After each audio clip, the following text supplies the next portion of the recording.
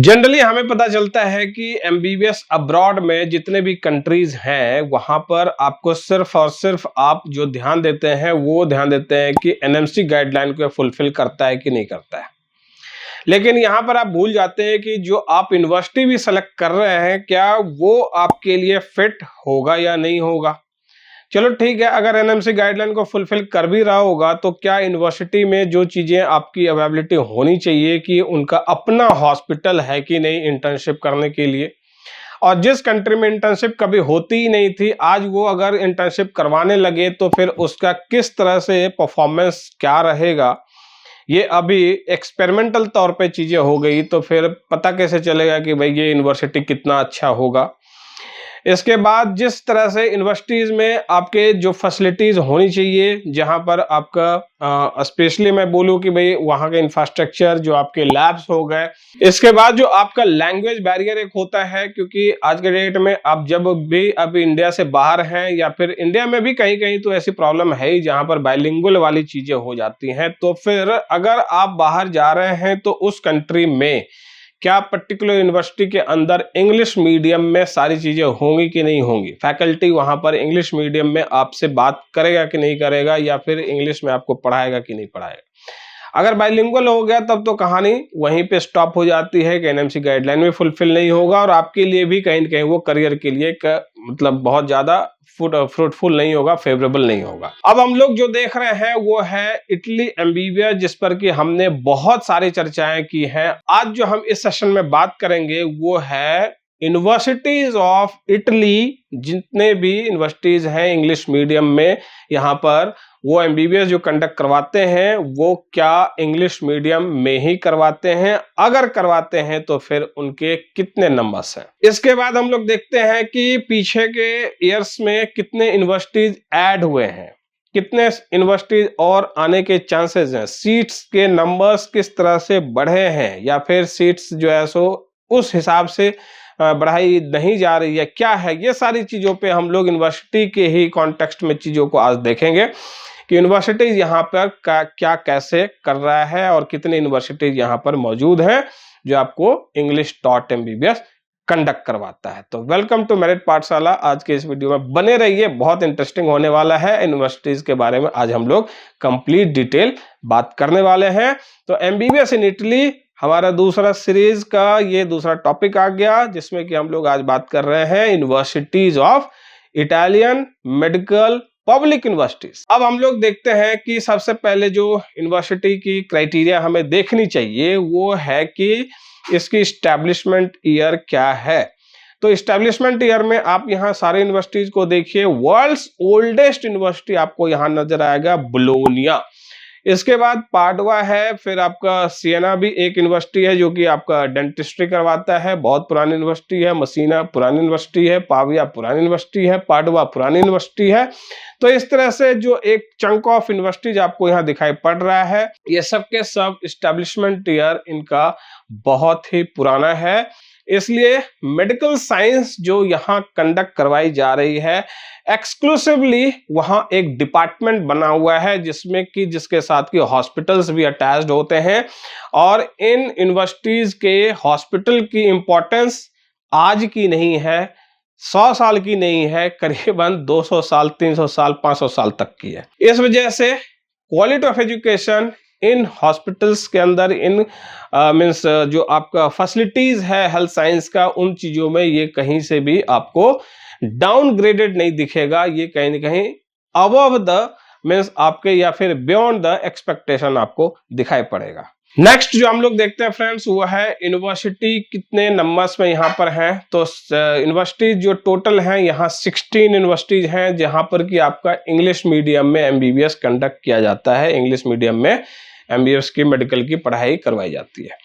अब इसके बाद जो आपको समझना है कि क्या ये 16 यूनिवर्सिटीज बहुत पहले से सब चीज करवा रहे हैं, मतलब एमबीबीएस करवा रहे हैं इंग्लिश मीडियम में? नहीं, इसमें आपको मैं सीक्वेंस वाइज एक बार दिखाता हूं कि कहां से कहां तक जो है सो किन किन यूनिवर्सिटीज में स्टार्ट एमबीबीएस हुआ। 2009 ऑनवर्ड इंग्लिश मीडियम यहाँ इटली में मेडिकल यूनिवर्सिटीज में, पब्लिक यूनिवर्सिटीज में स्टार्ट हुआ था।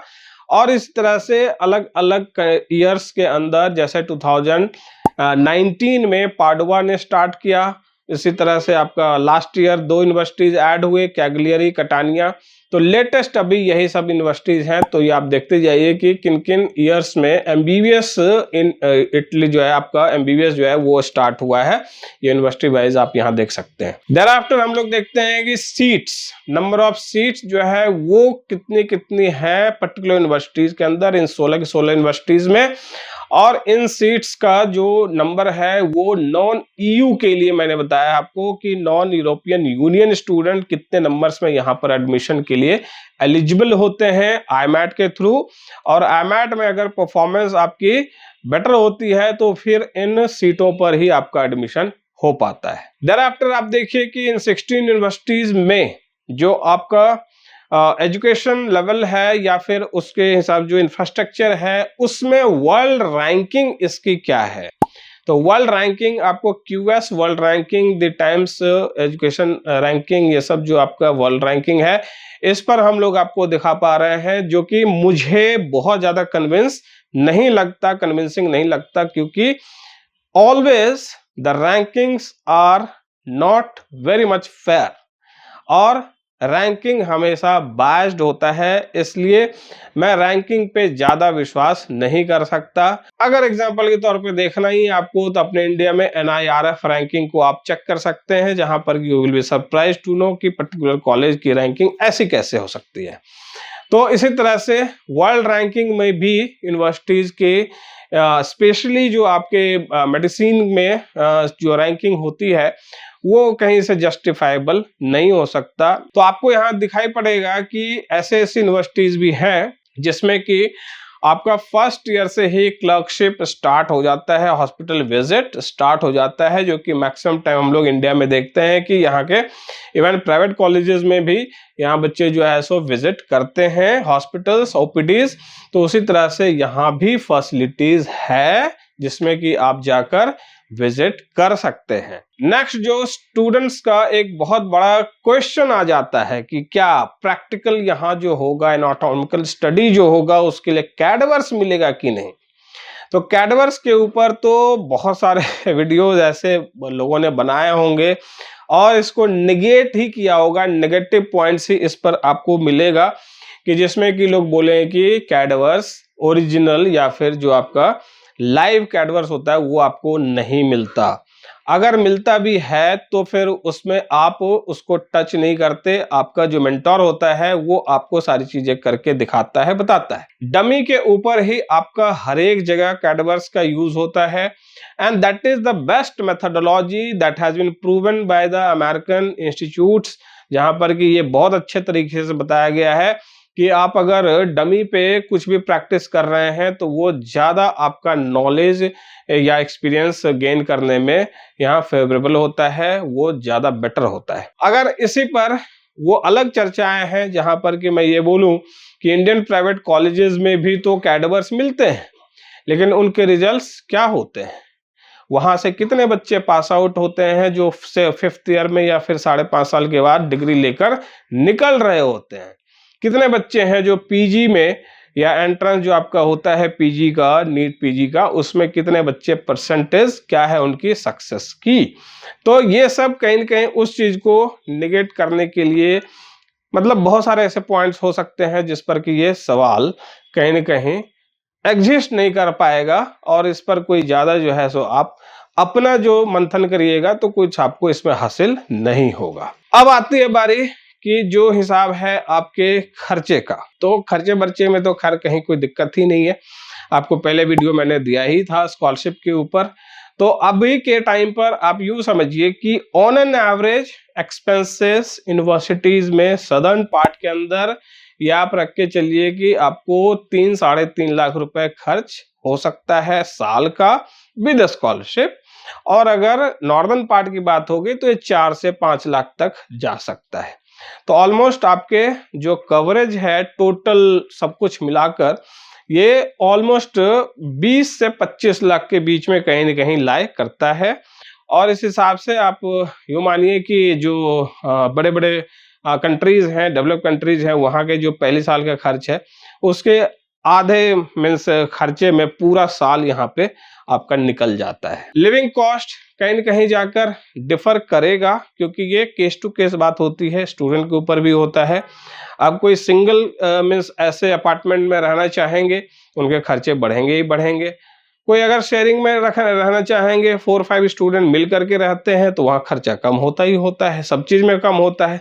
चाहे आपका रेंटल हो, चाहे आपके फूड का हो, ये सब कुछ आपका बहुत ज़्यादा डिक्रीज हो जाता है। तो इस तरह से एक पर्सनल कॉस्ट जो है, पर्सनल लिविंग कॉस्ट होगा, ये आपका डिफरेंट होगा। लेकिन ओवरऑल हम लोग अभी तक जितने स्टूडेंट वहाँ गए, तो ट्यूरिन हो, पाविया हो, पार्मा हो, बोलोनिया हो, सपिएंजा है, सब जगह के, या कटानिया हो गया, मिलान आपका हो गया, या फिर इधर मसीना हो गया, तो इन जगहों पे जो खर्चे बर्चे का हिसाब स्टूडेंट बता रहे हैं, इट्स टोटली अंडर कंट्रोल। मतलब स्टूडेंट ऐसा नहीं है कि बता रहे हैं कि बहुत ज्यादा खर्च हो रहा है हमारा, ऐसा नहीं है। तो अब बात आती है कि कैसे करके इन यूनिवर्सिटीज को आप सिलेक्ट करेंगे, क्योंकि आईमैट जो बच्चा करेगा उसको यूनिवर्सिटी सिलेक्शन पर बहुत ज्यादा स्ट्रेस देना पड़ेगा, इंपॉर्टेंस देना पड़ेगा।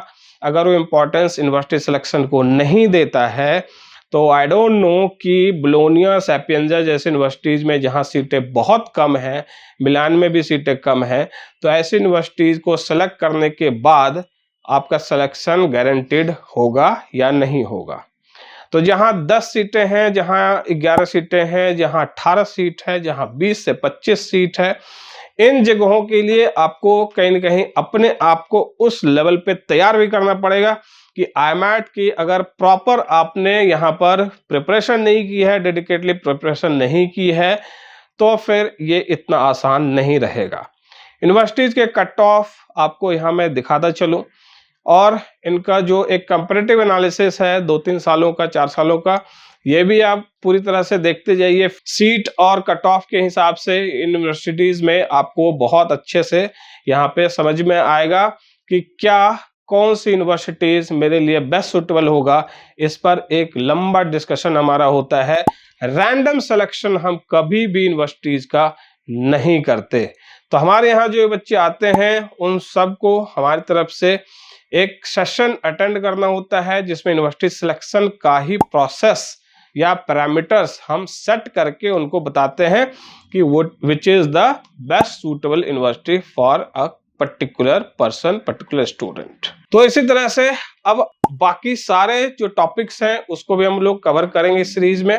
तो तब तक बने रहिए मेरिट पाठशाला के साथ for latest update on Italy MBBS and other courses also. और इस वीडियो को पसंद करते हैं तो लाइक शेयर जरूर करिए। तब तक के लिए स्टे ट्यून्ड विद मेरिट पाठशाला।